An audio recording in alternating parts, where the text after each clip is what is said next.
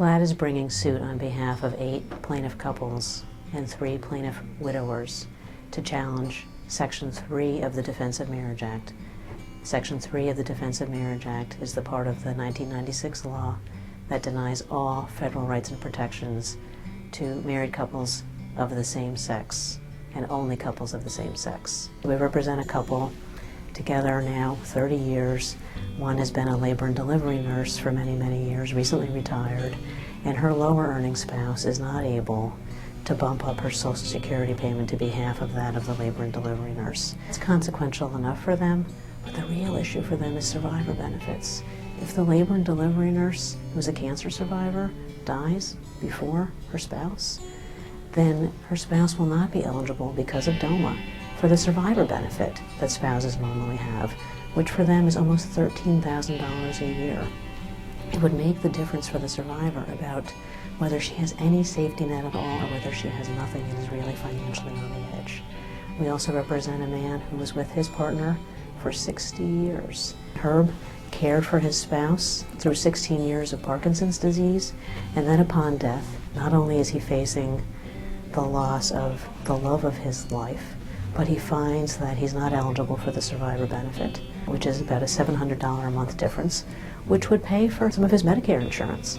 We are representing a number of people who do work for or once worked for the federal government, because the federal government is the largest employer in the country, and right now its position is that married same-sex couples are denied all the kinds of spousal protections spouses of an employee would normally receive.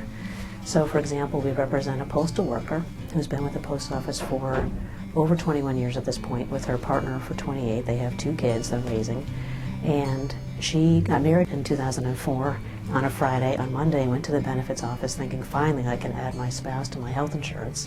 She was already paying for a family plan because of their children, and was shocked to find out she was not able to add her spouse to the family plan because of Section 3 of DOMA.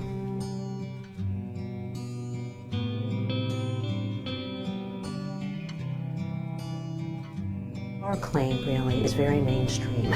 It's essentially that in Massachusetts we have one group of married couples. You're married or you're not. But what happens with DOMA Section 3 is that it comes in, divides married couples into 2 classes, one of whom receive all federal rights and protection, one of whom are denied all federal rights and protections. And on equal protection, the question is, what is the legitimate federal interest here for denying all rights and protections to just this one small group of married couples?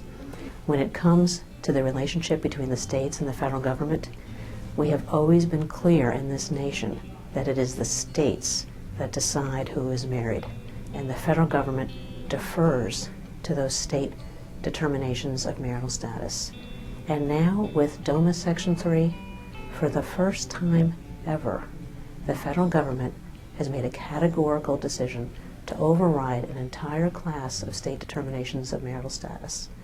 And we think that alone shows that the Congress stepped out of line in 1996 when it passed this law. And we also think it's very important to the court in understanding that something very, very unusual is going on, and they should take a very skeptical look on equal protection review at what the government has done here.